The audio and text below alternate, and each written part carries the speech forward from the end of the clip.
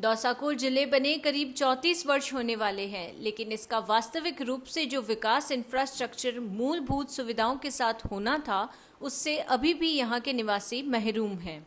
लोगों का कहना है कि क्षेत्र के विकास के लिए मजबूत इच्छा शक्ति की राजनीति की कमी के चलते सिर्फ सरकारी भवन खड़े होकर जेब भरने से संबंधित कार्य जरूर होते रहे हैं,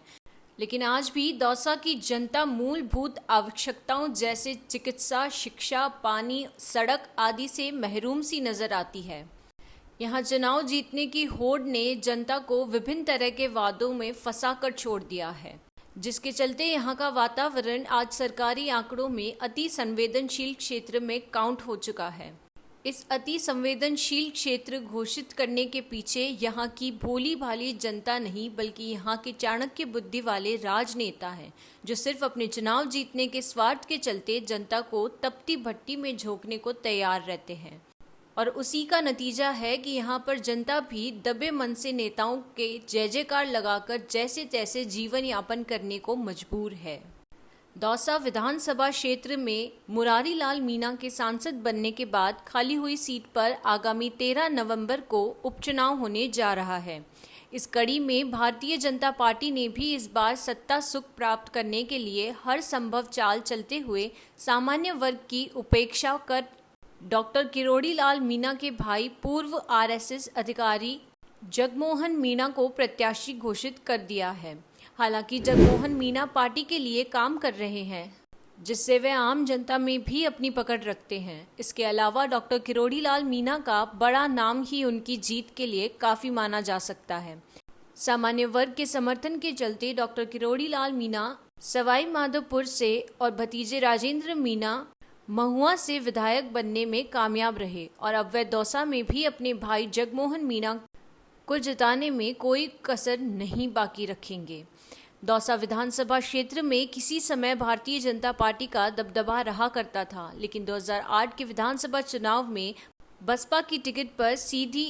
टक्कर में चुनाव जीतने वाले मुरारी लाल मीणा ने फिर से 2018 और 2023 में विधानसभा चुनाव जीतकर दौसा को कांग्रेस का गढ़ और अपने आप को कांग्रेस पार्टी में राष्ट्रीय स्तर का नेता साबित कर दिया। 2013 में भाजपा के शंकर लाल शर्मा यहां विधायक रह चुके हैं, लेकिन दोबारा वे चुनाव नहीं जीत पाए। हालांकि 2019 में भाजपा से जसकौर मीणा भी सांसद बनने में कामयाब रही, लेकिन इस बार मुरारी लाल मीणा ने भाजपा के कन्हैया लाल मीणा को 2 लाख से ज्यादा मतों से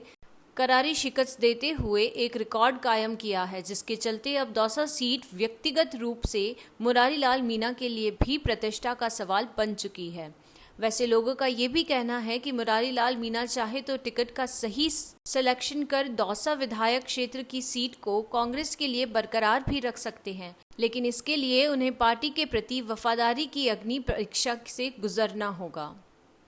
चर्चा ये भी है कि कांग्रेस की तर्ज पर चलते हुए भारतीय जनता पार्टी ने भी सामान्य सीट पर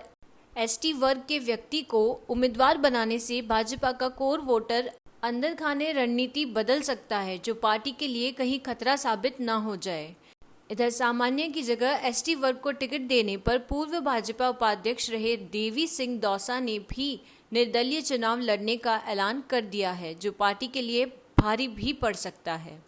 हालांकि ये पार्टी का अंदरूनी मामला होगा कि वह अपने कोर वोटर को किस तरह का प्रलोभ देकर अपने साथ जोड़े रखने में कामयाब रहती है। राजनीतिक गलियारों में अब ये सवाल भी कौनने लगा है कि जब भारतीय जनता पार्टी ने किरोड़ी लाल के भाई जगमोहन मीणा को टिकट दे दिया है, तो इन हालातों के बीच मुरारी लाल कैसे अपनी प्रतिष्ठा को बचाएंगे। अब कांग्रेस पार्टी अपना प्रत्याशी किसी एसटी, एससी या ओबीसी को ही देना पसंद करेगी, या जिस वर्ग का अधिकारी है उसे ही अपने गले लगाकर प्रयास करते हुए सामान्य वर्ग को टिकट देगी। ये एक पहेली बन चुकी है, जो अब जल्द ही सुलझ भी जाएगी। यदि कांग्रेस पार्टी एसटी वर्ग को टिकट देती है, तो मंजू सीताराम मीणा प्रहलाद मीणा सहित 2 दिन पूर्व ही विधायक बनने का सपना देखने वाले पीडब्ल्यूडी के चीफ इंजीनियर हरिकिशन मीणा का नाम भी कतार में है। ओबीसी वर्ग के लिए बांदीकुई के पूर्व विधायक जीआर खटाना है, तो वहीं एससी वर्ग के लिए डीसी बैरवा का एक नाम ही सामने आ रहा है। यदि सामान्य वर्ग की बात की जाए तो सन 2008 में लगभग 1000 से भी कम मतों से चुनाव हारने वाले रामअवतार चौधरी और पूर्व नगर अध्यक्ष अवधेश शर्मा पर दांव खेल सकती है। इसमें बात करें रामअवतार चौधरी की तो वह क्षेत्र की जनता के लिए राजनीतिक उठापटक से अलग हटकर एक सौम्य छवि और क्षेत्र के लिए विकासवादी सोच के उम्मीदवार साबित हो सकते हैं। रामअवतार चौधरी के लिए सचिन पायलट और अशोक गहलोत गुट दोनों ही राजामन हो सकते हैं और उन्हें ठान लिया है कि निश्चित रूप से गुर्जर, माली सहित ओबीसी और सामान्य वर्ग से ही एसटी और मुस्लिम कम्युनिटी के दम पर दौसा में वापस कांग्रेस का परचम लहरा सकता है।